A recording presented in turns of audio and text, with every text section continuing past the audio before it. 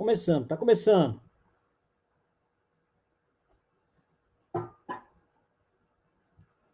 Cadê o R?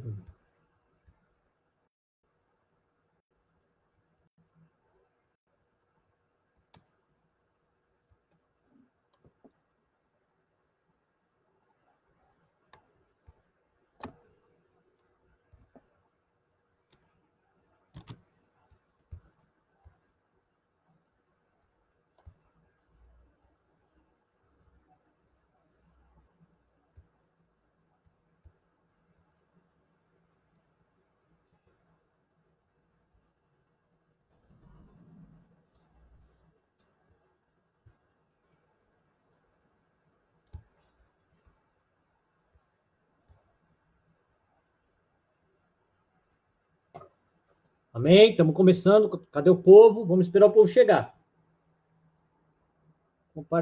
Trabalhar sem o povo não dá, né? Então vamos esperar o povo chegar aqui. Pastor Silas, cadê o senhor? Cadê o senhor?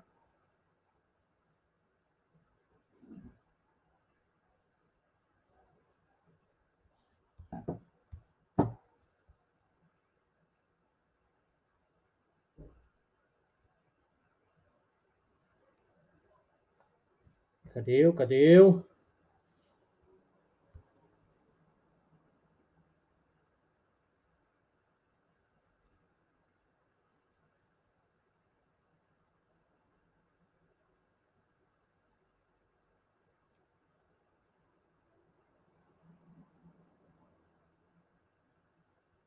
Amém.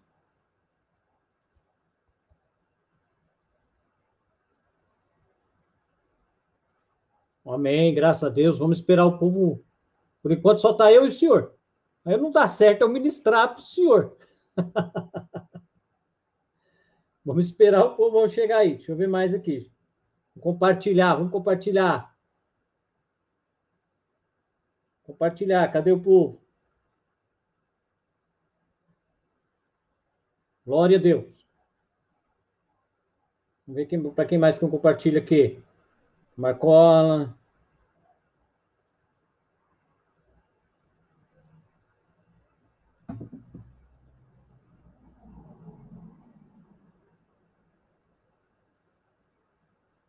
Meu Deus. Cadê o povo, meu Deus? Silas.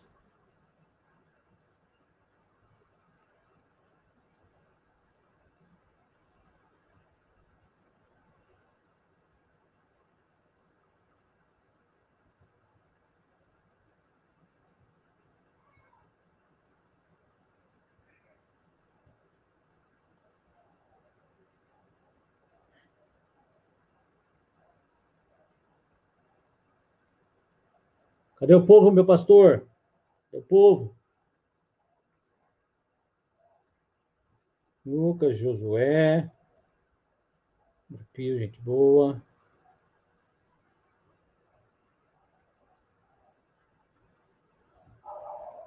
Quem entrou aqui? Só o pastor.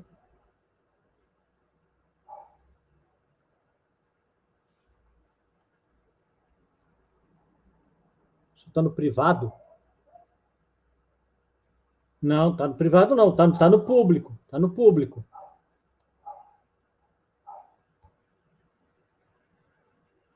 Está em público, está lá em cima. Tá? Deixa eu ver se tem como ver aí.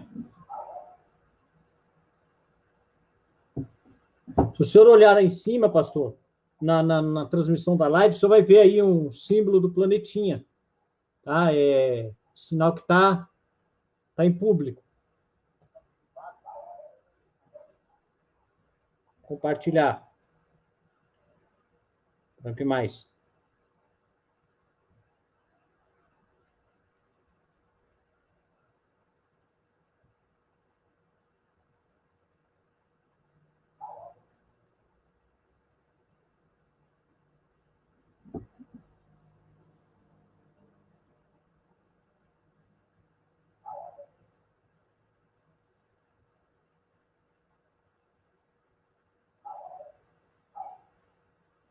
Play.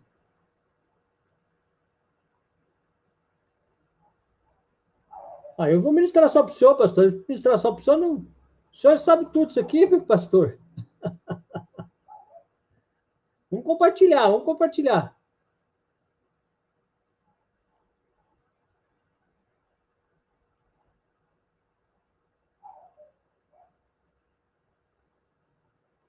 Vai ser rapidinho, o senhor pode ficar tranquilo, vai ser rápido. Josué já foi. Nita. Acho que já foi. Hobbs Clay.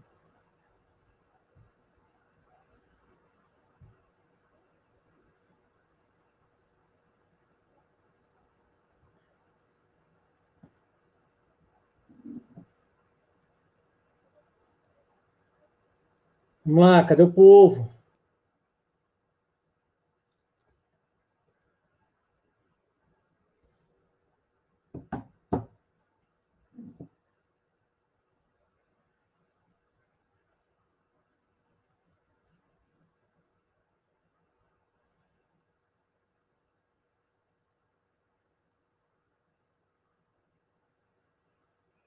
Seis minutos.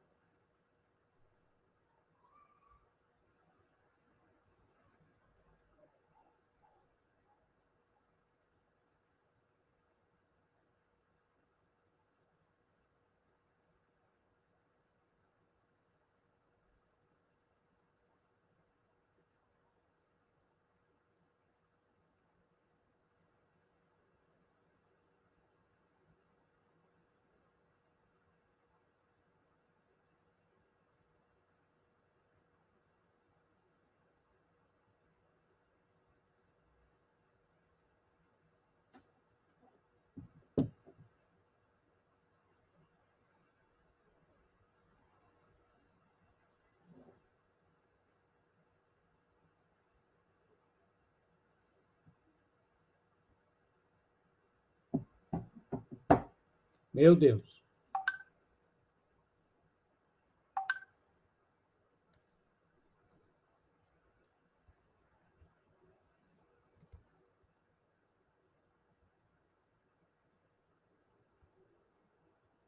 Amém. Amém. Então vamos orar e vamos dar início, então, a essa live que nós estaremos estudando estudo da escola bíblica. Então vamos fazer uma oração em nome de Jesus. Pai querido, amado Deus, bendizemos e adoramos ao teu nome pela oportunidade que o Senhor nos concede para estudarmos na tua palavra, meditarmos naquilo que o Senhor tem para nós. Deus, eu rogo ao Senhor que o Senhor possa abençoar os teus filhos que acompanham esta live, que todos nós possamos tirar, meu Pai, grande proveito nesta noite. Glorifica o teu nome, em nome de Jesus Cristo. Adoramos e exaltamos ao Senhor para todo sempre. Amém. Meus amados, vamos justificar então aqui o nosso atraso, né? Nós começamos um pouco com atraso. Na verdade, nós estávamos procurando um meio de fazer uma live de um jeito que o pastor também entrasse e fizesse alguma participação e todos pudessem ver o pastor e ouvi-lo juntamente conosco, né? Um modo de divisão de tela. Não foi possível, mas nós vamos procurar um jeito para transmitir o melhor possível para que todos possam acompanhar os trabalhos que estão sendo apresentados por intermédio da live, tá? Os trabalhos da igreja. Amém, meus amados? Nós vamos, então, aqui iniciar o nosso trabalho. Deixa eu dar uma encerrada aqui, que eu estou compartilhando aqui também. E aí todos vão participar. Amém? Bom, nós vamos estudar a nossa lição. É a lição de número 5. Né?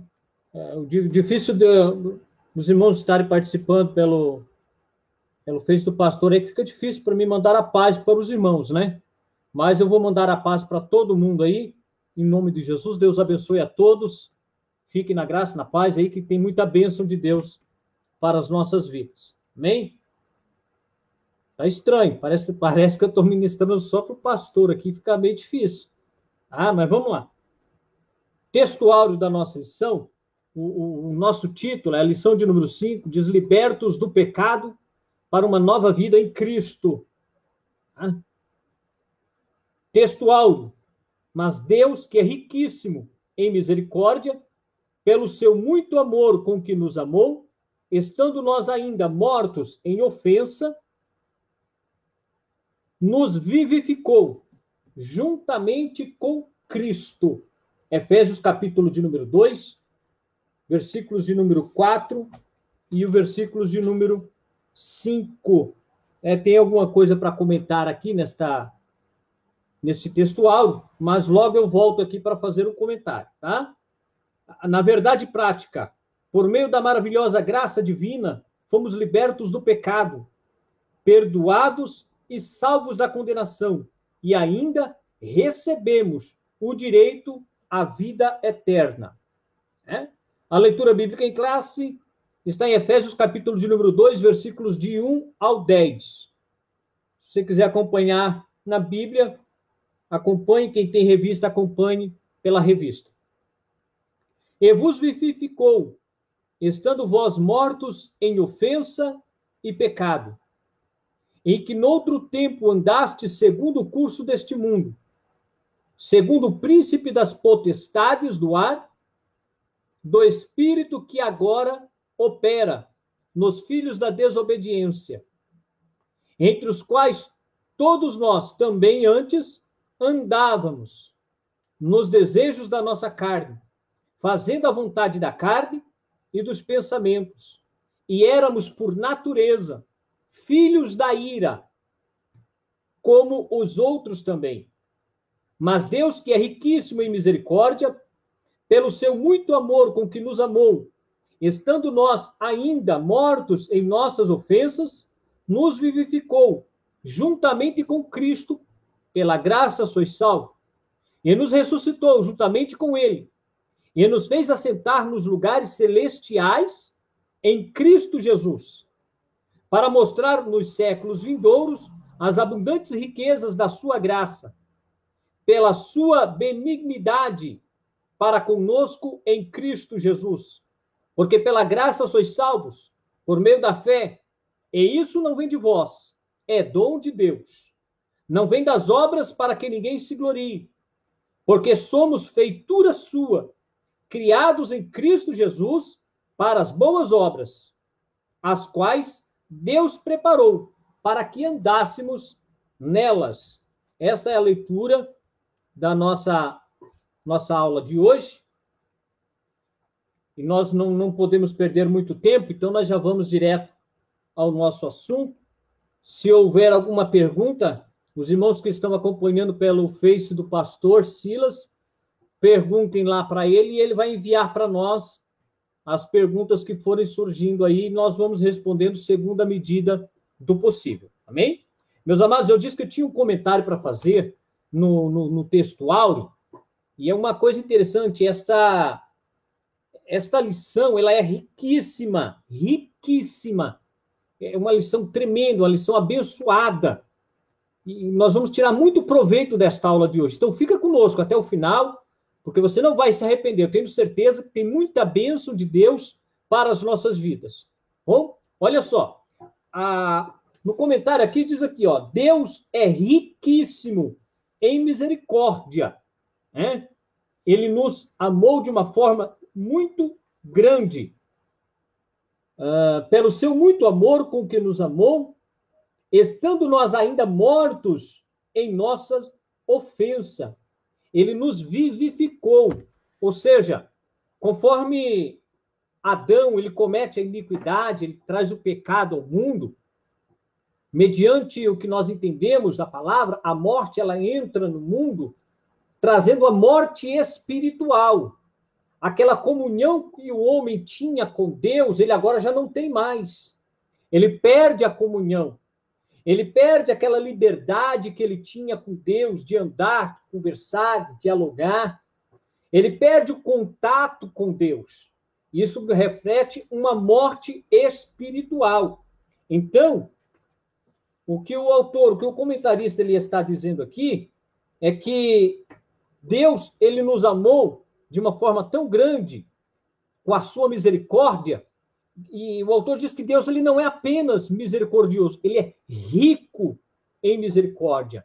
Isso dá um tom de grandeza. quando nós falamos acerca de riquíssimo em misericórdia, nós estamos dizendo que Deus, ele não é simplesmente misericordioso, ele é magnânimo em misericórdia, ele é longânimo, ele é excelso.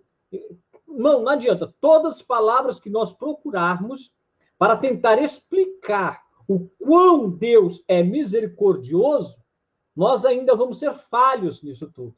Nós ainda vamos deixar a desejar, tá? Então, Deus, ele é riquíssimo. Eu queria ler com os irmãos um versículo de Colossenses, capítulo 2, versículo de número 3. Veja só que coisa linda que o apóstolo São Paulo fala para conosco. Colossenses, capítulo 2, versículo 13. Olha só. E quando nós estáveis mortos no pecado e na incircuncisão da vossa carne, vos vivificou juntamente com ele, perdoando-vos todas as ofensas. Olha que coisa linda, irmão. Nós estávamos mortos, nós não éramos nada, não tínhamos direito a nada. Mas Deus, pela sua rica misericórdia, ele nos amou de uma maneira tremenda, nós vamos ver isso mais à frente, e ele nos vivifica. Quando Cristo ele ressuscita, ele traz também com ele a nossa vida espiritual. E ele nos dá vida espiritual novamente. Nós vamos ver isso mais adiante aqui. Só estou dando uma pinceladinha aqui para os irmãos ver o quanto nós vamos aprender nessa aula de hoje. Amém? No texto áureo, o autor aqui ele comenta acerca de 4 ações que veio da graça. 4 ações que veio por intermédio da graça. Ou seja, irmãos, tenta entender. Primeiro, Deus nos amou. O amor dele o incentivou a estender a sua graça para conosco. O amor que Deus sentiu, o que ele sente para conosco, faz com que ele estenda uma graça. E essa graça, ela manifesta em 4 ações em nossa vida. A primeira ação, ele nos liberta do pecado. Ou seja, nós estávamos presos no pecado. E a graça de Cristo nos libertou. Depois, nos perdoou. Imagina se nós não fôssemos perdoados. É liberto, mas continua com a marca do pecado. Você é liberto, mas continua com o sentimento do pecado. Então, não tem muito efeito. Logo, Cristo, ele nos libertou e ele nos perdoou. Tá? Outro efeito, nos salvou da condenação. Mais um efeito, nos deu direito à vida eterna. Que coisa linda, irmãos. Que maravilha, irmão. 4 ações da graça de Deus em nossas vidas. Deus está operando, Deus está trabalhando, Deus está manifestando na nossa vida de uma forma maravilhosa. Irmã Cândida, paz do Senhor, Deus abençoe, irmã. Então, meus amados, Deus ele está manifestando em nossa vida de forma maravilhosa, de forma gloriosa. E tem muitos detalhes que acontecem em nossa vida que nós deixamos passar desapercebidos. Vamos continuar aqui, vamos adentrar na lição. Mas tem muita coisa, irmão. Tem muita coisa, meu Deus do céu. Essa lição aqui, quando o pastor pediu para mim ministrar essa lição, eu glorifiquei muito a Deus, porque ela é muito profunda, irmãos. É muito profunda. Vamos lá. Introdução. Eu não vou pedir para os irmãos ler, porque fica difícil, né? Os irmãos ler no áudio, ficar assim. Então, eu mesmo vou fazer tudo aqui. Não é porque eu quero que me apareça, não, irmão. É para ficar mais fácil da gente poder trabalhar o assunto. Eu espero que os irmãos me entendam. Se acaso os irmãos quiserem participar, os irmãos vão me perdoando, tá? Vamos trabalhando desse jeito aqui. Amém? A introdução. A presente seção da Epístola aos Efésios apresenta revelantes aspectos doutrinários da salvação. Nela, o apóstolo descreve a libertação dos pecados como um favor imerecido por Deus aos salvos, a fim de que eles desfrutem de uma nova vida em Cristo. Olha que coisa linda, irmão. Cristo ele nos deu na graça nós falamos aqui que foi a primeira ação. A primeira ação foi a libertação. Então, pela graça, ele nos libertou, ele nos deu um favor que nós não merecíamos. Com isto aqui, com esta obra que ele fez aqui, com esta ação, ele cumpriu o que está escrito lá em Isaías, capítulo 51, e o versículo de número 14. Meu Deus, que coisa, meu Deus. Olha aqui, Isaías 51, 14, olha a profecia que existia para todos que estavam cativos no pecado. Olha, o exilado cativo depressa será solto e não morrerá na caverna. E o pão, falando do alimento, e o pão lhe não faltará. Meu irmão, isso aqui é coisa linda. O que Deus fez para nós, o que Deus fez por nós, irmão Silvio? Coisa linda, o jeito que Deus tem trabalhado, que Deus tem manifestado, as ações dele na nossa vida. Minha Maria, Deus abençoe, minha mãe, está conosco aí, nos acompanhando, glória a Deus. Então, ele cumpriu esta profecia de Isaías 51, 14, estendendo para nós essa libertação dos nossos pecados, como favor imerecido. Não, ninguém merecia nada, nós não merecemos nada. Quem era nós para merecer alguma coisa, irmão? Pelo amor de Deus. Quem era nós? O que nós fizemos para merecer um favor da parte de Deus? Nós não merecemos nada, irmão. É por isso que a Bíblia diz que nós fomos salvos mediante a graça de Cristo. É a sua misericórdia, o seu amor que é infinito para conosco. Vamos continuar aqui? Vamos lá.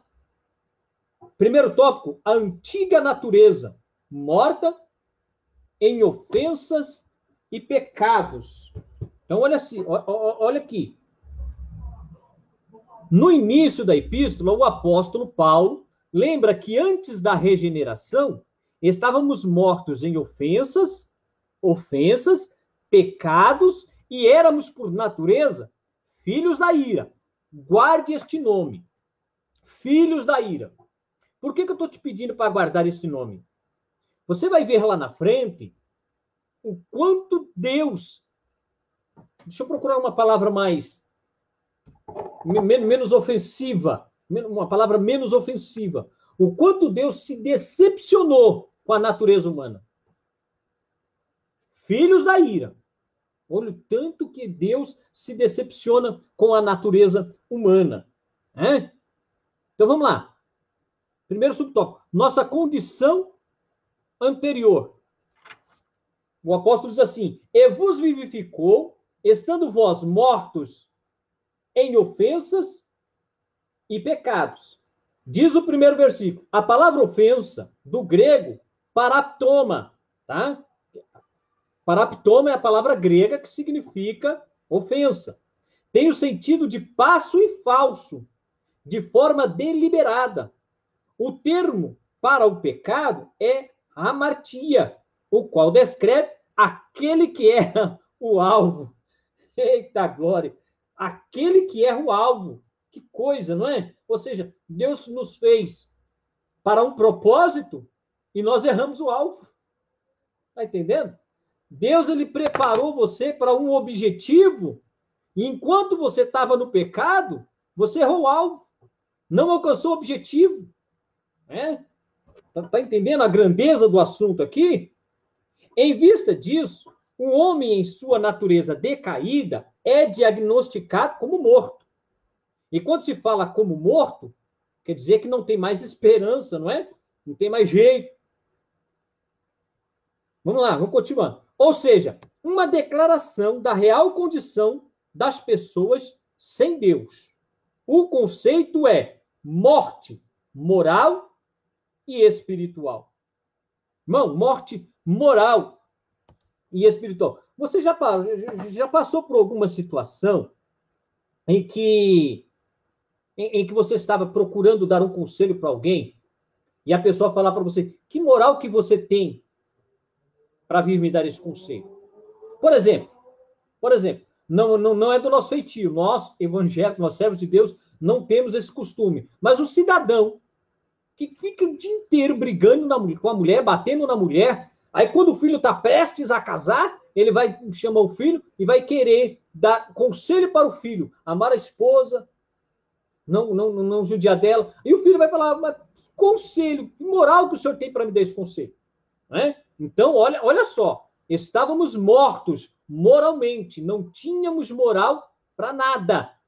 Né? É isso que o autor ele está falando aqui, ele está comentando. Então tá, é provocado pelo pecado, que inevitavelmente separa o homem de Deus, tal qual um corpo inerente à natureza pecaminosa impede o homem de servir e obedecer à voz de Deus. Quem assim vive está morto. Né? Está dizendo que quem leva uma vida desta natureza, uma vida voltada desta forma, ele acaba vivendo em pecado. Então, conforme eu estava falando para os irmãos, uma palavra, filhos da ira, é uma palavra muito forte. Quando a Bíblia fala filhos da ira, está falando do nosso estado anterior, da forma que nós nos encontrávamos. Nós éramos conhecidos como filhos da ira. Isso é uma referência, quando fala filhos da ira, é uma referência ao juízo que está por vir ao mundo. Vamos ver aqui? Bíblia de novo, irmão. Apocalipse, capítulo 6. Livro de Apocalipse, capítulo de número 6. Versículos de número 15 e o 16. Aqui, ó.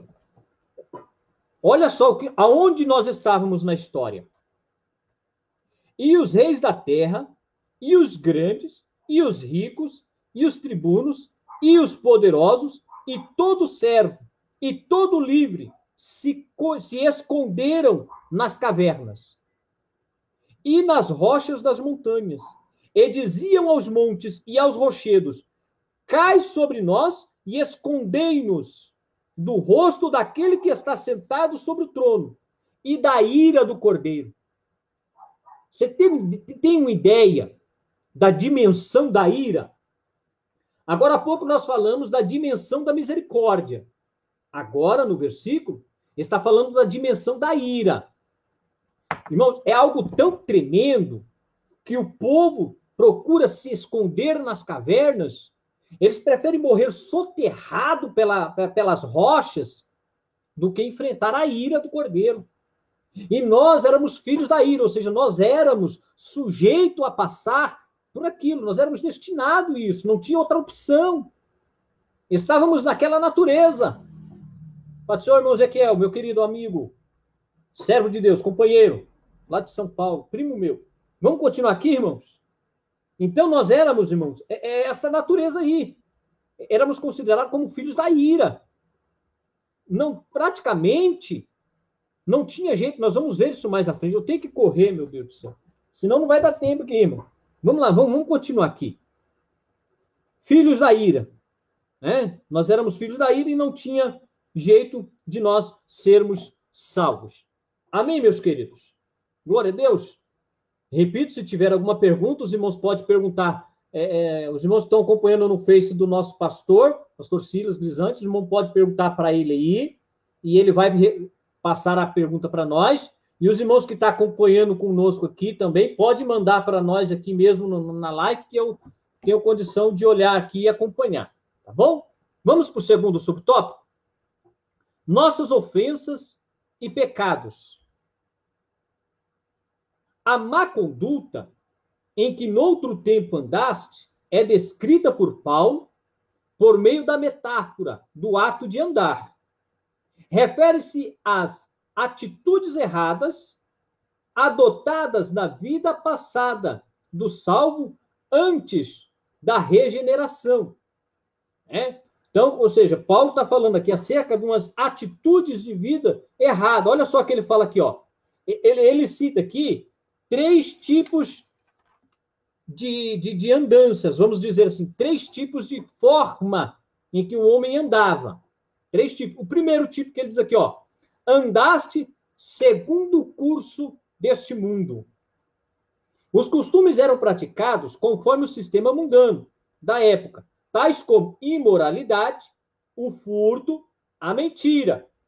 Uma constatação de que o salvo não deve tomar a forma do mundo, relativizar o pecado e muito menos justificar-se de maneira de viver do seu tempo. Não, quando está falando esse ponto aqui, o curso deste mundo, ele está trazendo uma referência a uma vida sem compromisso nenhum com Deus. Ele está falando aqui em referência a uma vida assim, como nós vamos dizer, sabe, aquele tipo, não tem nada não, não tem problema, pode fazer isso, não tem, sem compromisso nenhum, andando de acordo com o curso do mundo, aquele jeitinho brasileiro, sabe? E eu costumo, irmão, ficar observando no meu trabalho, dia a dia, quantas pessoas praticam injustiça, acreditando que não tem problema nenhuma. Acreditando que não tem problema nenhum. Ele sabe que é injustiça. E ele pratica conscientemente esta injustiça, e aí depois vem cobrar um governo justo. Então, amados, fica difícil o cidadão ele querer cobrar justiça se ele próprio é injusto. Então, quando fala aqui acerca do cursos do mundo, está falando acerca do jeito de ser do mundo, não é? Aquele jeitão de dizer assim, não tem nada não, ou não tem problema, ou pode fazer isso assim, é o jeitinho brasileiro, sabe que não pode fazer, mas dá um jeitinho de fazer injustiças. Então, quando Paulo estava falando que nós andávamos em justiça, ele está dizendo que a partir de agora, nós não podemos andar em justiça. Nós temos que praticar a justiça. Amém? Vamos continuar aqui, ó. Segundo tipo de andar, que andávamos. Segundo subtópico, andaste segundo o príncipe da potestade do ar. Meu Deus! Jesus amado. Príncipe da potestade do ar. Você não lembrou de nada nessa passagem aqui, não? Príncipe da potestade do ar. Você não lembrou nada? Eu vou te lembrar, então. Vamos lá. Efésios, capítulo de número 6. Olha só. Agora você vai lembrar. Porque nós não temos que lutar contra carne e sangue, mas sim contra os principados, contra as potestades, contra os príncipes das trevas deste século, contra as hostes espiritual da maldade nos lugares celestiais.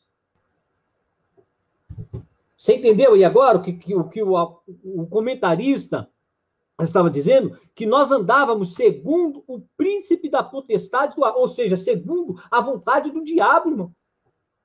Olha que coisa tremenda.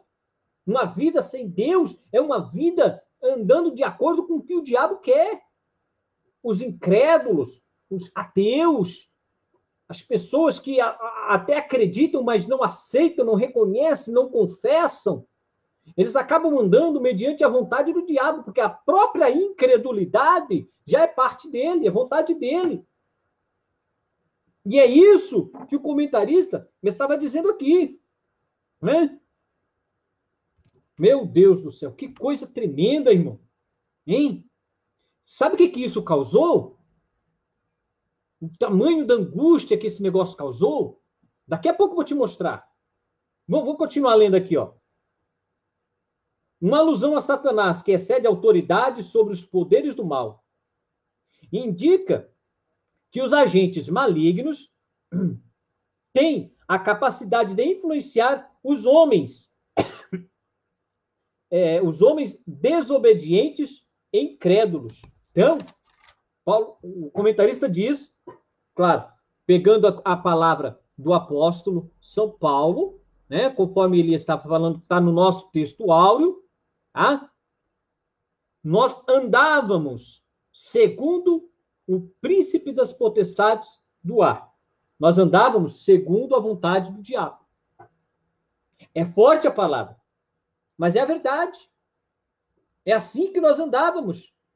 Essa era a nossa natureza. Esse era o nosso jeito. Entendeu?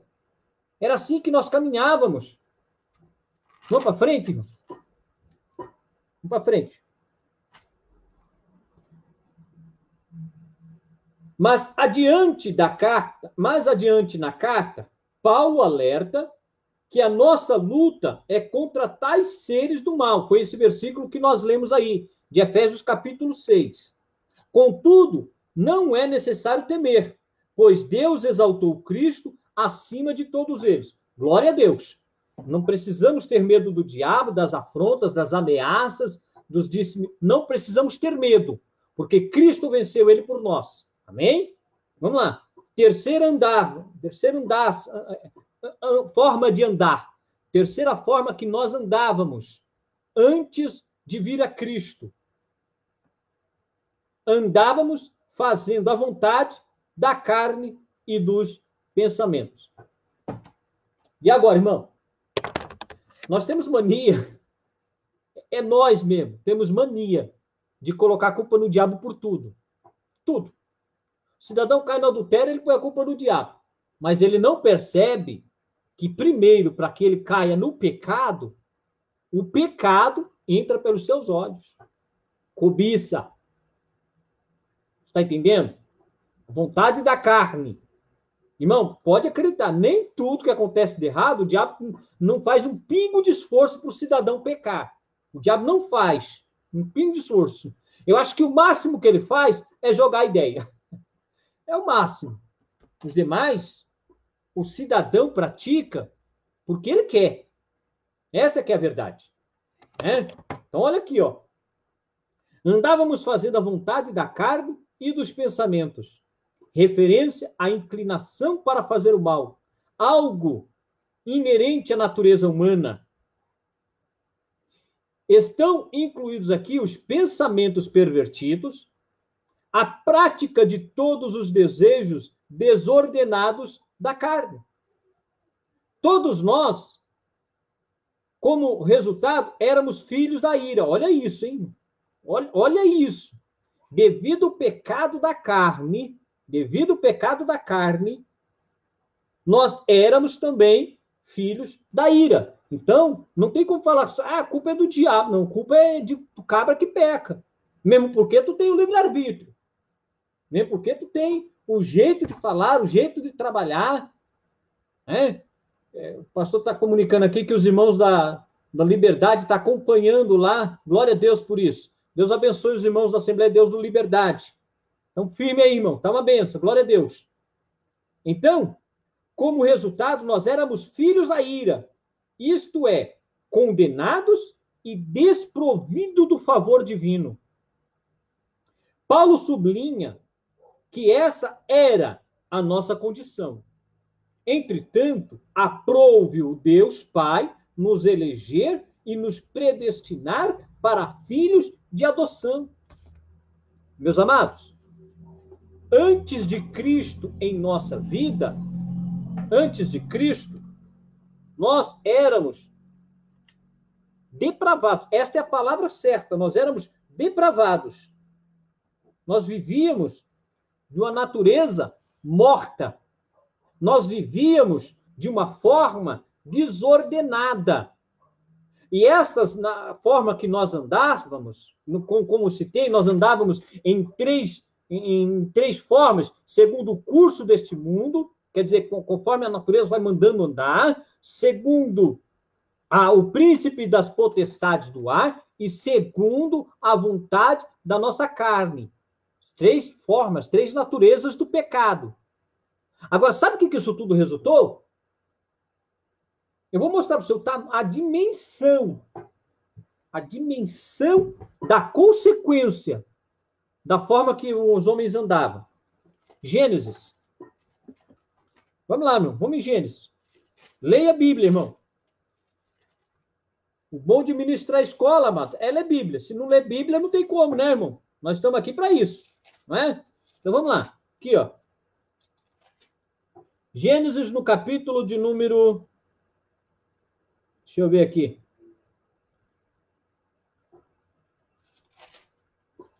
Gênesis capítulo 6, versículo de número 1. Quem criou o homem? Foi Deus. Amém?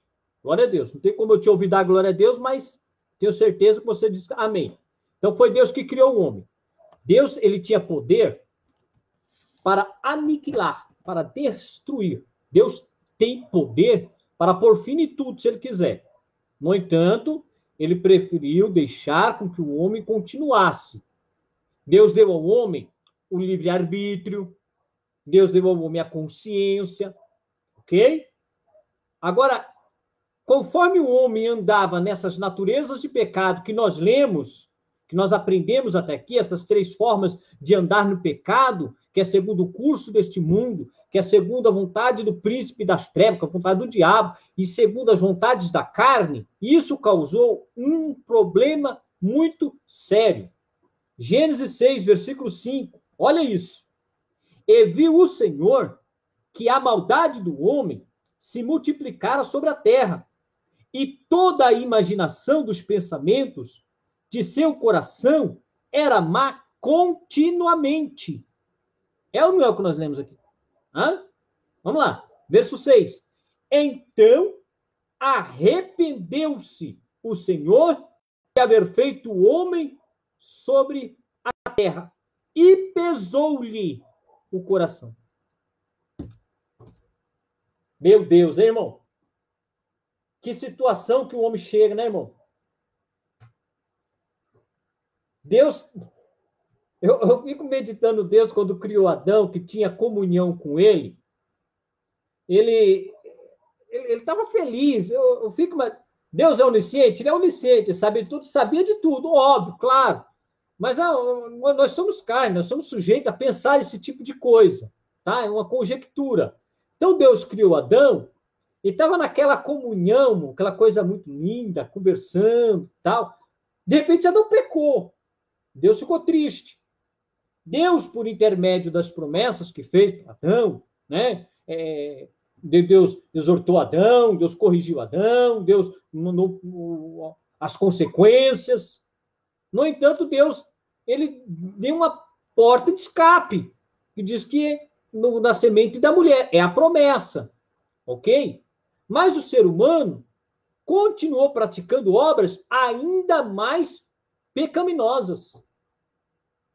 Então a Bíblia acaba de nos dizer que Deus olhou mais uma vez para a terra e viu que a maldade do homem aumentava cada vez mais, era continuamente má. O homem não parava, sabe? Cada dia mais eles inventavam o pecado para poder entristecer. E a Bíblia diz que Deus se arrependeu de ter feito o homem e pesou-lhe o coração. Ou seja, Deus ficou triste com essa situação. Deus ficou triste. Não é? E o homem continuou pecando, o homem continuou. Foi por este motivo que Deus ele resolve enviar o dilúvio sobre a terra. E então Deus olha para Noé, viu que Noé era gente boa e resolve fazer tudo de novo a partir de Noé. Meu Deus, que coisa, hein? Eu esqueci de pôr água aqui para mim, irmãos. Tá uma luta aqui que Deus me livre. Ai, Jesus de Nazaré. Vamos lá. Mas vamos continuar aqui, irmãos? Vamos continuar aqui. Então, veja. Para quem é servo de Deus, para quem serve a Deus, estas andanças pecaminosas devem ser evitadas, ok? Presta atenção no que eu vou te dizer. Injustiça é o que mais se comete nos dias atuais. Injustiça, ok? E nós temos que nos policiar, nós temos que cuidar para que isso não aconteça. Para o cristão, jeitinho brasileiro não existe. Ok? Para quem serve a Deus, um jeitinho aqui, um jeitinho... Não, irmão, esquece. Se deu, deu. Se não deu, é injustiça. Larga de mão. Crente não se envolve em injustiça. Amém? Deixa eu ver aqui onde é que nós estamos aqui. Então, resumidamente, esse primeiro tópico aí foi falando sobre estas ações de Deus, as 4 ações de Deus em nossa vida, mediante a sua graça, que é infinita. Né? Ah, como eu queria ter acesso às perguntas. Eu tenho certeza que tem gente cheia de perguntas aí, querendo perguntar, e não tem como, né? Nós vai dar o jeito, irmão. Nós vai dar o jeito. Vai ficar bom esse negócio aqui, em nome de Jesus. Amém? Vamos lá, vamos continuar? Segundo tópico agora, não é? Olha aqui. Vivificados pela graça. 19:43 já, Jesus. Vivificados pela graça. Por ato de bondade e misericórdia, estando nós ainda mortos em pecado, Deus imensamente nos amou e por isso nos vivificou por meio de sua graça. Quando o comentarista ele fala que Deus imensamente nos amou, ele procura trazer uma ideia da dimensão do amor de Deus. Quando a Bíblia diz lá em João 3,16 que Deus amou o mundo de tal maneira, esse tal tenta dimensionar, entendeu? Como é que nós vamos tentar explicar a dimensão do amor de Deus, o quão intenso é o amor de Deus? Se fosse por peso, como que nós pesaríamos? Se fosse por líquido, como que nós, né, mediríamos? Se fosse por espaço, como distanciaríamos? Não. A nossa mente humana não é capaz de dimensionar, não é capaz de mensurar o amor de Deus. É muito complexo esse negócio, falar do amor é muito grande. Então, quando o comentarista diz aqui, ato de sua bondade e misericórdia, ele está falando acerca do amor de Deus. Ele explica que, literalmente, o amor ágape é o que nós vamos ver aqui nas decorrências deste segundo tópico, acerca do amor ágape da parte de Deus. Ah, vamos lá. Primeiro, alcançados pela misericórdia e pelo amor divino. Após constatar a situação da humanidade sob a ira de Deus, quer dizer, posso falar sobre esse ponto que o homem era sujeito à ira, Paulo passa a descrever os atos divinos de amor. Olha que atos divinos.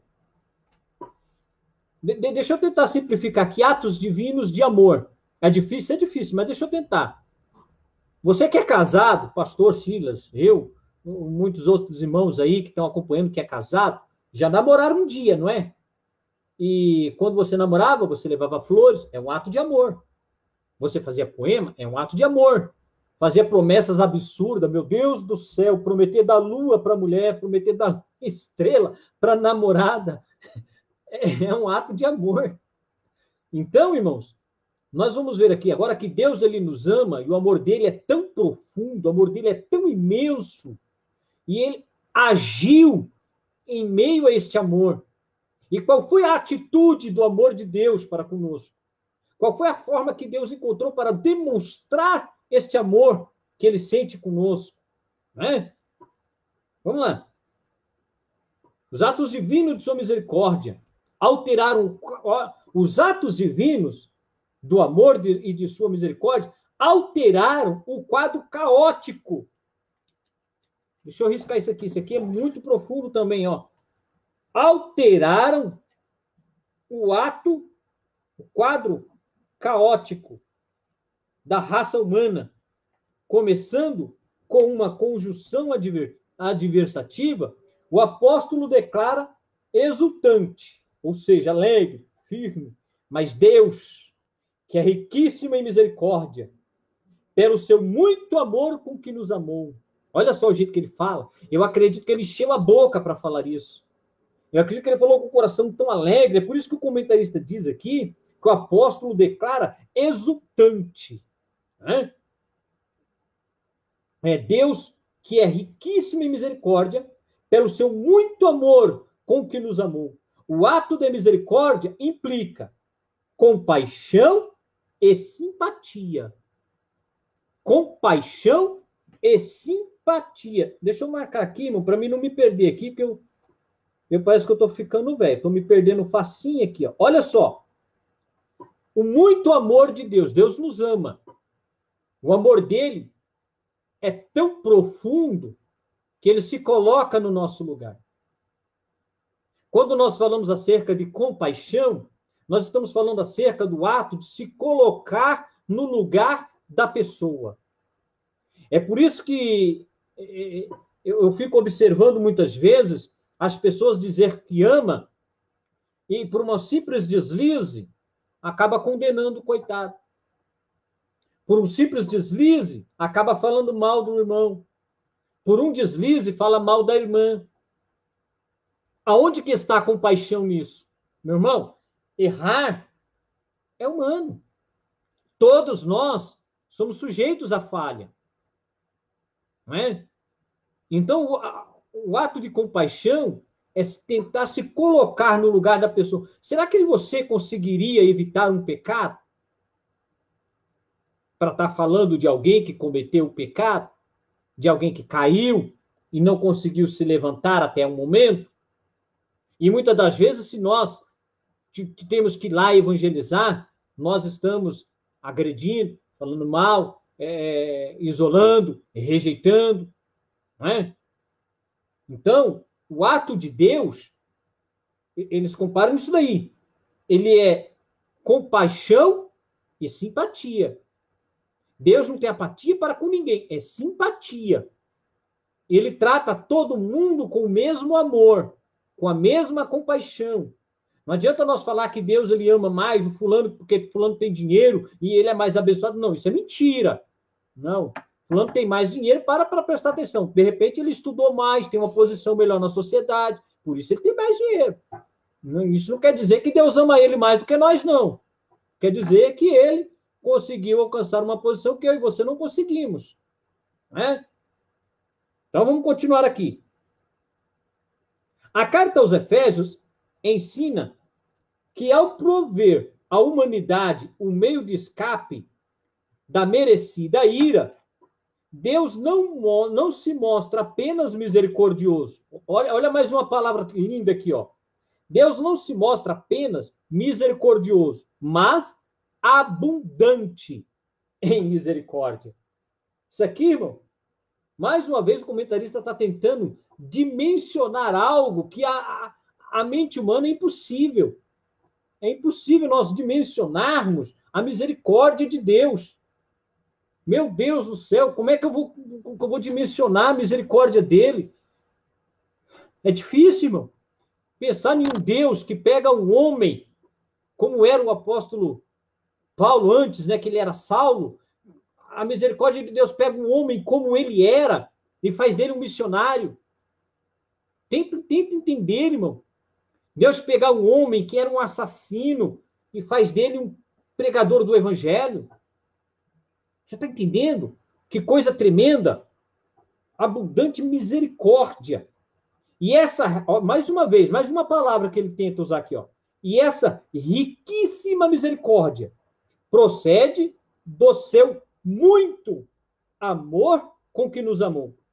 A Bíblia enfatiza que foi, ó, mais uma palavra, a Bíblia enfatiza que foi a magnitude desse amor que motivou a nossa salvação. Você está entendendo? Quantas palavras o comentarista tentou utilizar para comparar o amor e a misericórdia? Está entendendo? Eles olham magnitude, abundante, riquíssima. Que mais que nós faríamos? Imensurável. Foge, irmão, da nossa mente. Foge. O amor e a misericórdia de Deus é imensurável. Amém? Deixa eu ver aqui. Vamos lá. Eu tenho que parar para respirar um pouco. Um negócio que é forte. A aula é forte. Né? Veja aqui. Vivificados por sua graça. Descrevendo as dádivas divinas concedidas aos apóstolos, o apóstolo enfatiza que o amor de Deus nos alcançou. Olha só, irmãos. O que eu tenho aqui? Eu tenho aqui três benefícios. Boa. 3 benefícios da graça de Deus para as nossas vidas. O primeiro benefício é esse aqui, ó. O amor de Deus nos alcançou, estando nós ainda mortos em nossas ofensas. Isto significa que não éramos merecedores desse amor, mas que mesmo assim Deus nos vivificou juntamente com Cristo. Essa frase quer dizer que nascemos de novo. Não estamos mais mortos, pois Cristo nos deu outra vez. Né? Fomos vivificados sem mérito nenhum. Então, a primeira ação, o primeiro benefício que nós recebemos mediante a graça é o amor de Deus. Tudo começa pelo amor de Deus. Porque Deus amou o mundo de tal maneira. E o amor de Deus o coagiu, o amor de Deus, a palavra que eu vou usar aqui, meu Deus do céu, o amor de Deus fez com que ele atuasse, com que ele agisse para nos resgatar. Você está entendendo o nosso raciocínio? Deus nos amou e nós estávamos andando em pecado. E o amor dele não permitiu que nós continuássemos andando no pecado e morrermos no pecado e recebermos a condenação pelo pecado. O amor que Deus sentiu o coagiu a fazer alguma coisa. É como você vê o teu filho doente, você vai fazer alguma coisa por ele. Isso é o amor coagindo você a tomar alguma atitude. E o amor de Deus o coagiu a fazer algo. E o que ele fez? E o que ele fez? Enviou o seu filho ao mundo para que todo aquele que nele crer não pereça, mas que tenha a vida eterna.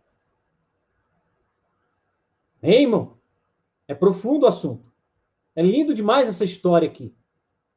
Viu? Coisa maravilhosa. Mas vamos continuar aqui. Meu Deus, pena que nós começamos um pouco atrasado e não tem muitas pessoas acompanhando, mas tenho certeza que pessoas vão acessar esses vídeos depois e vão vir aqui. Vamos continuar aqui, ó. Vamos lá. Terceiro subtópico. Exaltados por sua graça. O apóstolo dos gentios ainda destaca que o poder de Deus nos ressuscitou juntamente com ele e nos fez assentar nos lugares celestiais em Cristo. Deixa eu pegar essa parte aqui. Nos ressuscitou juntamente com ele. Então, olha aqui. Nós já vimos que nós estávamos mortos. Nós já vimos que pelo pecado nós não tínhamos solução. Então, Cristo, quando morreu na cruz do Calvário, ele estava representando, ele morto na cruz do Calvário, representava nós mortos. Mas quando ele ressuscita, espiritualmente, ele traz toda a humanidade com ele. Olha que coisa profunda. Ressuscitamos com Cristo. Voltamos a ter uma comunhão com Cristo. Que coisa profunda isso aqui, irmão, que coisa linda. Não é? Vamos lá. Observe que a palavra juntamente indica que Deus concede ao homem... Oh, meu Jesus amado. Não bastou só salvar, irmão. Não bastou só amar. Meu Deus, não bastou. Jesus. Não foi suficiente ele nos amar. Ele precisou. Ele fez algo ainda mais por nós, irmãos. Aleluia. Meu Deus. A palavra juntamente indica que Deus concede ao homem os mesmos benefícios, aleluia, alcançados por Cristo. Quando Cristo ele ressuscita, ele traz para nós também esses benefícios. E quais são os benefícios? Vamos olhar aqui os benefícios? Meu Deus. Olha só. Primeiro, ressurreição. Nós estávamos mortos. E agora, com Cristo, nós ressuscitamos. Em Cristo Jesus, nós ressuscitamos. Temos uma nova vida. Ele nos deu uma nova oportunidade. Né? Nós recebemos também a vida eterna. E você pensa que acabou? Veja só. E o galardão dos céus. Assim, irmão, ao conceder tais bênçãos aos homens, Deus mostrou as abundantes riquezas da sua graça. Desse modo, ratificamos que a salvação e seus privilégios são conferidos pela imensurável graça de Deus, o favor divino imerecido. Está vendo, irmão, quão profundo é esse assunto que está aqui em nossas mãos? Que coisa tremenda que Deus fez. Que coisa maravilhosa. Hein? Meu Deus do céu. Ele nos amou, e porque nos amou, nos vivificou, e por sua graça, nós alcançamos, né? Há uma consequência desta obra, desta obra do Calvário, deste amor.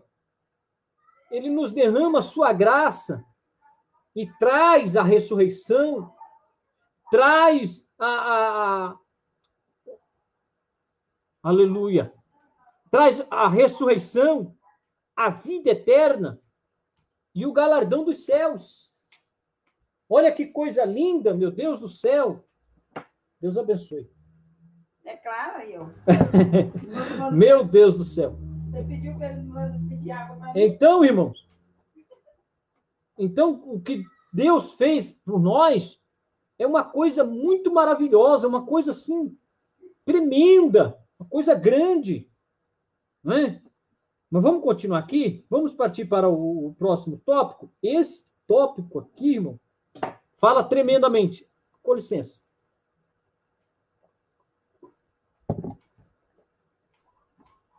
Olha aqui, irmãos.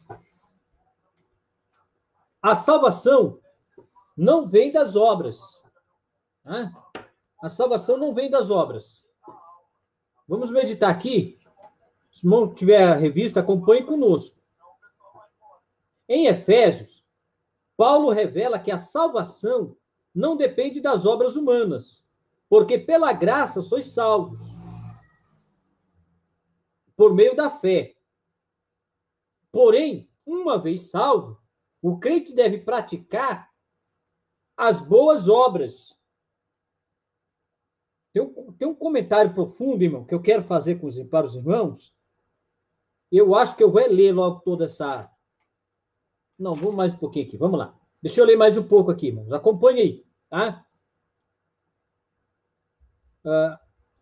Subtópico 1. A graça como meio de salvação. A salvação inclui a libertação da morte, da escravidão e da ira vindoura. Ou seja, nós fomos salvos, libertos da morte, né? Vamos lá. Fomos libertos da morte, da escravidão do pecado e da ira vindoura. Quando Cristo ele nos resgatou, ele nos tira daquela cova profunda, do lago de enxofre, e... Meu Deus do céu. Só um minutinho, irmãos. Ok? Amém. Então, irmãos, é uma coisa profunda aqui, uma coisa interessante. Cristo nos libertou da morte, da escravidão, do pecado e da ira vindoura. Né? Ao mesmo tempo, permite ao salvo desfrutar de todas as bênçãos espirituais descritas em Efésios, capítulo 2, 1 ao 7. Não vamos ler, porque senão o tempo não vai. Já estamos em 1 hora aqui já, irmãos. Portanto, a salvação é o livramento do poder da maldição do pecado e da morte e a ressurreição do homem à comunhão com Deus. Uma bênção concedida a todos que recebem Cristo como Salvador. Né? Eu vou ler aqui, irmão, que eu quero comentar. Eu estou coçando para trazer um comentário tremendo aqui, tremendo. A palavra graça é a tradução do grego charis, que significa favor imerecido. Nós já falamos que ninguém merecia nada. Né? Ela mostra que a iniciativa para tornar possível a salvação veio da parte de Deus. É por isso, é por meio da graça que Deus ativa o livre-arbítrio e capacita o pecador para que responda com fé ao evangelho, né? O chamado do evangelho. Meu Deus! Todavia, ainda assim, o ser humano é livre para escolher entre dois caminhos, salvação e perdição. Sua liberdade não foi eliminada e a graça pode ser resistida. Irmãos, até os dias de Cristo, os judeus acreditavam que só havia uma forma do ser humano alcançar a vida eterna. Né? Então, na ideia deles, era só uma forma, através da lei. De acordo com eles, somente a lei é que poderia levar o homem para os céus. A lei eram os rolos de livro que estavam escritos na Torá, que é o livro utilizado pelos judeus, e também eles tinham a Tanar. A Tanar, quando nós falamos da Tanar, nós estamos falando do nosso Antigo Testamento, é o nosso Velho Testamento, só que com menos livros. Então, porque eles não dividem, 1 Reis, 2 Reis, 1 Samuel, 2 Samuel, eles não dividem, eles fazem como livro só. Então, tinha 24 livros. E eles acreditavam que o homem, para alcançar a salvação, eles precisavam cumprir os mandamentos que estavam escritos na Torá e na Tanar. Era a única forma. Os judeus acreditavam desse jeito. Existiam duas teorias no judaísmo para o destino da humanidade. A primeira teoria é o aniquilamento, ou seja, tudo que você faz, você recebe aqui, você é abençoado aqui, você é beneficiado aqui, enfim, é tudo aqui. Morreu, acabou. Essa é a primeira teoria que o judaísmo defende. A segunda teoria que eles defendem é a teoria da vida eterna. Essa teoria da vida eterna, ela é subdividida em duas seções. A primeira seção, quando ele fala acerca da vida eterna, eles acreditam na reencarnação. Eles acreditam na reencarnação. Por isso que quando João Batista pregava, alguns perguntavam, quem és tu? Tu és Elias? Acreditavam que era Elias reencarnado.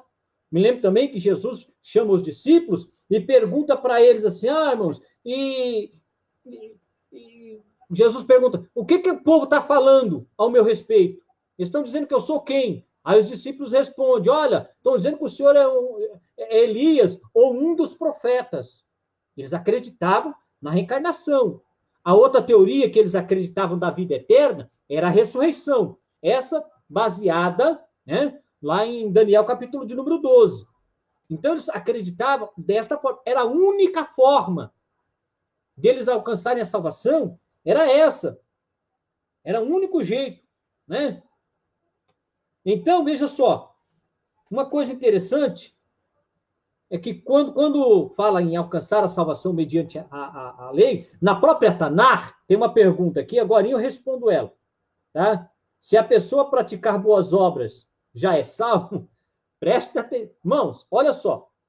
Vou responder agora. Eu não ia responder agora, não, mas vou. Quando nós falamos acerca da lei, a Torá, ela tinha 613 mandamentos.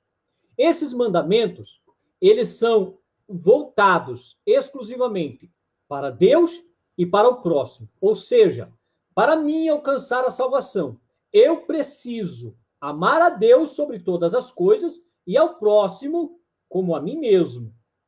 Quando nós falamos em amar ao próximo como a mim mesmo, eu estou falando que eu tudo que quero de bom para mim também tenho que desejar para o próximo. Tudo que eu fizer para o próximo, para a pessoa de bom, é não contado para a salvação. Estou respondendo a pergunta. Tá? Por quê? Porque a lei, por mais boa que ela seja, não salva ninguém. Não salva. Não há salvação mediante a lei. Não há salvação mediante boas obras. É isso. Fazer boas obras é o quê? É simplesmente cumprir o que está escrito na Torá. É os mandamentos. É as regras que Deus determinou. Tá? Então, não tem jeito de cumprir mediante a lei. Vamos ver aqui, Eclesiastes? Olha só, Eclesiastes 7:20. Meu Deus, que coisa. Olha só, na verdade, não há homem justo sobre a terra que faça o bem e nunca peque. Isso quer dizer que a lei não teria condições de trazer a justificação para o ser humano, tá? Mais um versículo aqui. Hebreus capítulo 7, verso 19. Olha o que o autor dos Hebreus diz. Meu Deus. Vem cá, Hebreus.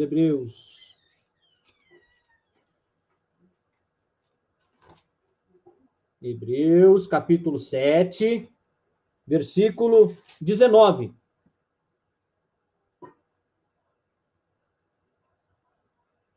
Olha aqui. Pois a lei nenhuma coisa aperfeiçoou, e desta sorte é introduzida uma melhor esperança. Estou respondendo a pergunta, tá, pastor? Pela qual chamamos a Deus. Ou seja, a lei era boa? Era boa.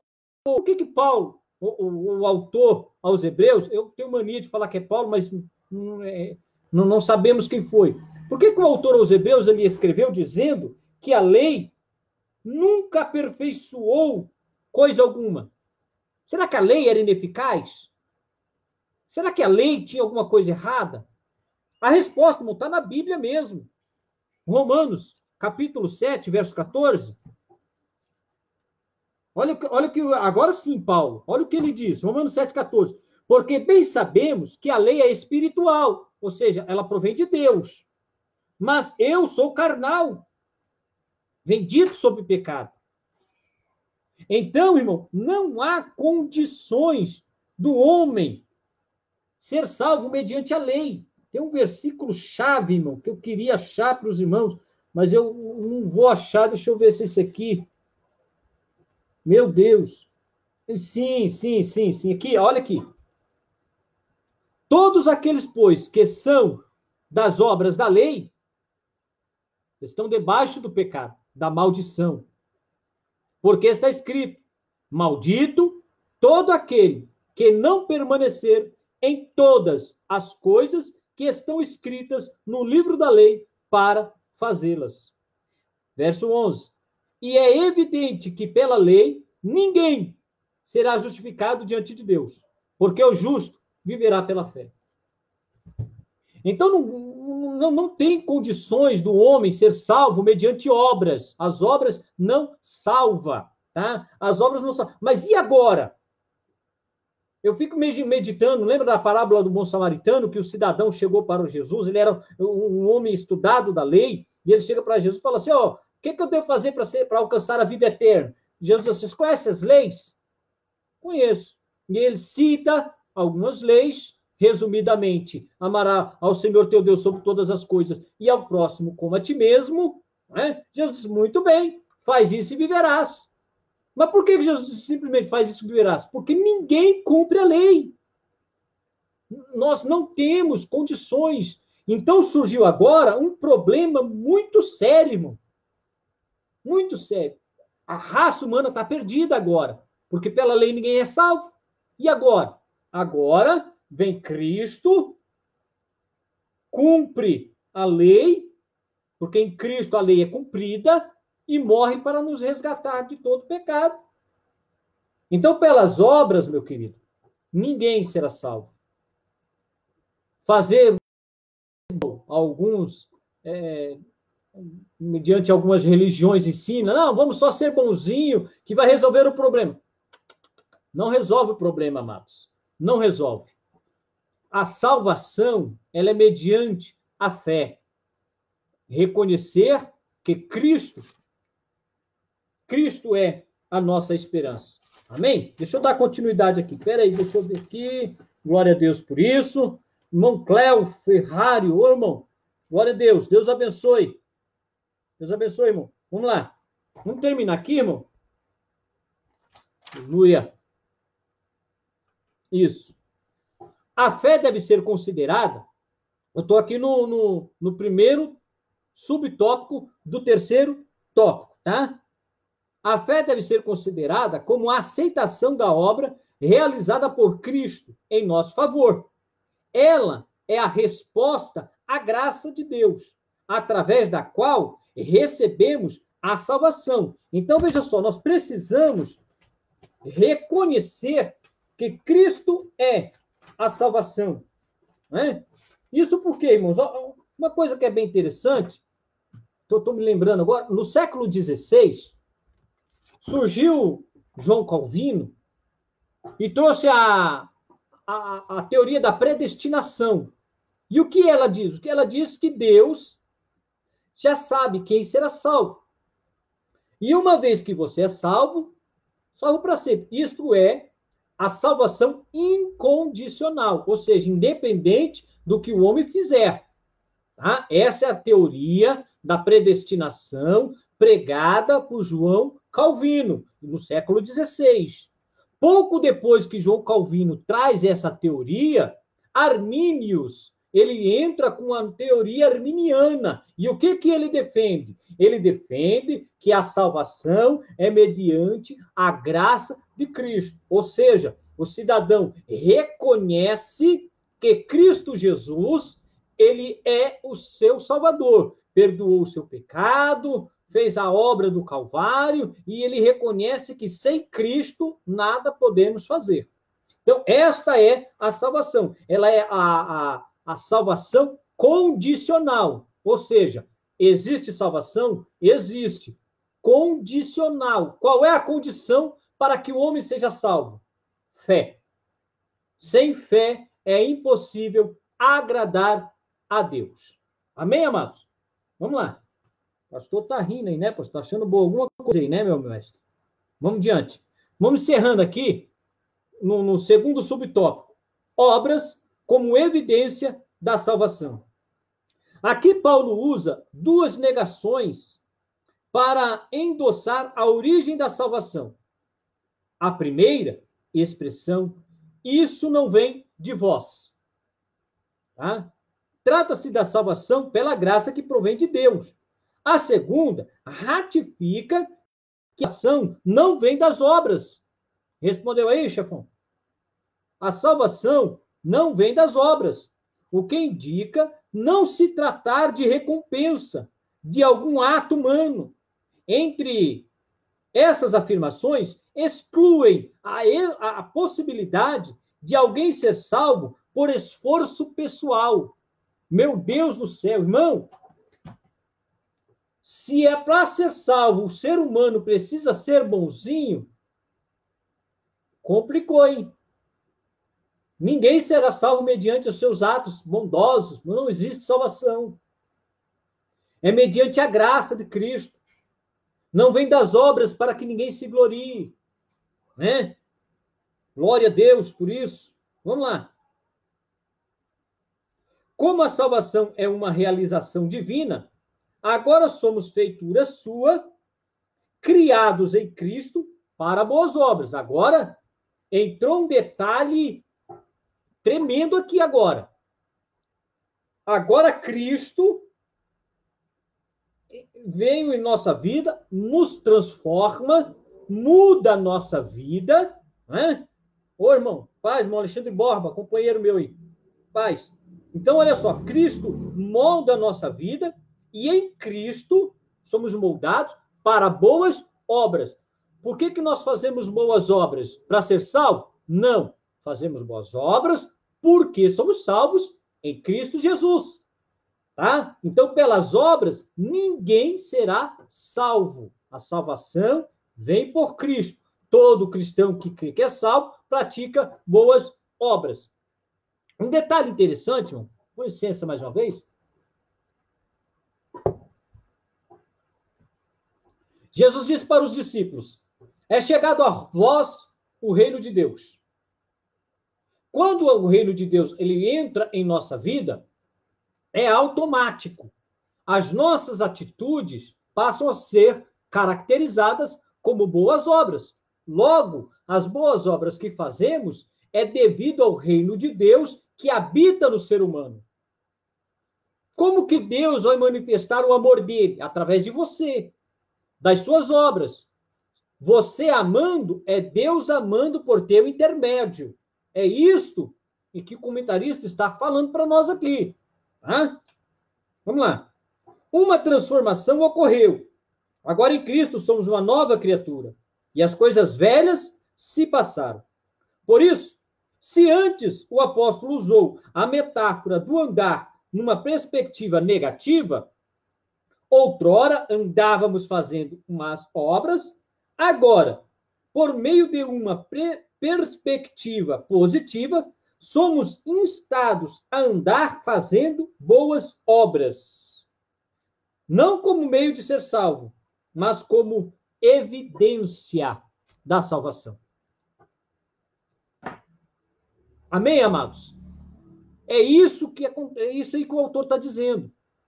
Nós agora praticamos as boas obras, não é para sermos salvos, mas é porque somos salvos. Por que nós amamos? Porque primeiro nós fomos amados. Por que nós procuramos compreender as pessoas? Porque primeiro alguém nos compreendeu. Alguém nos amou. E esse alguém que nos amou foi coagido a tomar uma atitude para que eu não morra no pecado. Esse alguém que me amou foi coagido a tomar uma atitude para que o diabo não continue pisando sobre a minha vida e para que o diabo não destrua a minha vida. Esse amor de Deus que me salvou, salva outras pessoas por meu intermédio, pelas minhas ações, pelas minhas palavras. Amém, meu querido? Vou ler a conclusão aqui, amados. Meu Deus do céu, 1h22. Jesus amado, hein? Eu falei que o assunto era profundo, irmão. É coisa linda isso aqui, é maravilhosa. Parar para meditar nesse assunto que o comentarista escolheu, que coisa tremenda. Se você que está chegando agora, irmão, dá uma voltada depois no vídeo, pega o início dessa aula aí, veja que coisa tremenda, que coisa linda, coisa maravilhosa que está nos colocando aqui. Vamos ver aqui. O Alexandre Borba escreveu aqui, ó, Romanos capítulo 10, verso 9, porque se com a tua boca confessares o Senhor, e em teu coração creres que Deus o ressuscitou dentre os mortos, será salvo. Isso aqui fala tudo, irmão. Né? Fala tudo. Tem mais, mas não vou continuar lendo, irmão. Né? Então, amados, não é pela salvação, pela fé em Cristo Jesus. Tá? Conclusão. Antes da regeneração, éramos filhos da ira. Acabou, não existe mais. Filho da ira agora quem é desviado. Está desviado, está longe de Cristo. Pode voltar para Cristo. Né? Um mundano, um ateu, um incrédulo. Né? Por ato do amor divino, por meio da sua maravilhosa graça, nos tornamos filho por adoção. Essa gloriosa salvação nos foi concedida independente de nossas obras. A partir da salvação, passamos a praticar boas obras que glorifiquem a Deus, o nosso Pai.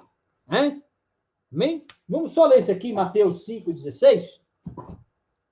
E eu acho que após essa leitura aqui, irmãos, eu já vou orar, agradecendo a Deus pela vida dos irmãos que tiveram paciência, nos acompanharam aí nesse estudo maravilhoso, estudo lindo. Meu Deus, que coisa linda! Glória a Deus! Olha aqui, eu quero ler isso aqui com os irmãos, que Jesus diz. E aqui nós vamos resumir o resultado da graça de Deus em nossa vida. Aqui está resumido a consequência da salvação de Deus em nossa vida. Está resumido aqui, ó. Mateus capítulo 5, versículo 13 em diante. Vós sois o sal da terra. E se o sal for insípido, com que se há de salgar? Para nada mais presta, senão para ser lançar fora e ser pisado pelos homens. Primeiro você é o sal, tá? Depois, vós sois a luz do mundo. Não se pode esconder uma cidade edificada no monte, nem se acende uma candeia e se coloca debaixo do alqueire, mas no velador, e dá luz a todos que estão em casa. Assim resplandeça a vossa luz diante dos homens. Ei, crente, olha para cá, crente. Não é para você fazer nada para se mostrar para o teu pastor. Não é para você fazer nada para mostrar para o teu irmão, para o cônjuge. Não. É diante de Deus. A Bíblia é bem clara. Assim resplandeça a vossa luz diante dos homens, para que vejam as vossas boas obras e glorifiquem o vosso Pai que está nos céus. Amém, amados? Que bênção, hein? Profunda essa aula de hoje. Profunda. E me deixa te contar um segredo. Pulei muita coisa que eu queria falar aqui, irmão. Olha, era muita coisa que eu anotei. Não dá para a gente mastigar tudo, porque é muito complexo o assunto. Mas eu espero em Cristo Jesus que todos tenham compreendido o que nós tínhamos intenção de passar para os irmãos. E se porventura, irmão, ficou alguma dúvida, os irmãos que têm o WhatsApp do pastor, manda essa dúvida aí para o pastor e depois nós estaremos respondendo da melhor forma possível. E os irmãos que têm o meu WhatsApp, manda dúvida para o meu WhatsApp e nós também vamos responder da melhor forma possível. Amém, meus queridos? Eu acredito que da minha parte que eu tenho para os irmãos é isso. E eu quero orar e abençoar a tua vida. Amém? Senhor Deus, em o nome de Jesus Cristo, glorificamos e adoramos ao teu nome por este período que temos passado, aprendendo aqui a tua palavra, que coisa linda que o Senhor nos tem revelado, coisa maravilhosa, meu Deus. Pai querido, Deus da glória, eu te peço neste momento que o Senhor abençoa todos aqueles que estão participando desta live. Sim, abençoa cada um, abençoa os seus familiares, que a tua provisão esteja sendo regada agora sobre cada vida e que o teu Espírito possa falar melhor em cada coração. Deus, a ti dedico toda a honra e toda a glória em nome de Jesus Cristo. Amém. Meus amados, Deus em Cristo Jesus te abençoe. Deus abençoe meu pastor Silas. Deus abençoe o irmão Alexandre Borba, que está vindo aí conosco, né? Está participando conosco. Irmão Alexandre, estou esperando a tua resposta daquele assunto lá, amém? Veja lá, Deus abençoe a irmã Sandra, e, enfim, minha mãe está aí presente, irmã Maria das Graças, irmão Silvio J. Gomes, oh meu Deus, que bênção. Meus amados, Deus abençoe a cada um em nome de Jesus Cristo, tá bom? Logo mais eu acredito que nós estaremos ouvindo aí uma nova aula, um novo culto, uma nova bênção. Enfim, amados, só tenho que agradecer a Deus por todos aí, tá bom? Se tiver mais algum aviso aí, pastor, 1 minuto para o senhor me mandar alguma coisa, eu encerro isso. Encerro esse vídeo abençoado aqui. Vou dar 1 minuto para o senhor, pastor. Glória a Deus. Manda aqui no WhatsApp, se tiver algum aviso, no WhatsApp, que é mais rápido, tá bom? Amém. Pastor Silas está agradecendo a todos, né? Enfim, assim eu encerro esta live. Em nome do Senhor Jesus Cristo. Deus abençoe a cada um. Recebam o meu abraço, irmão Paulo Mar. Deus abençoe. Em nome de Jesus. Um abraço. Fiquem na paz, queridos. Amém.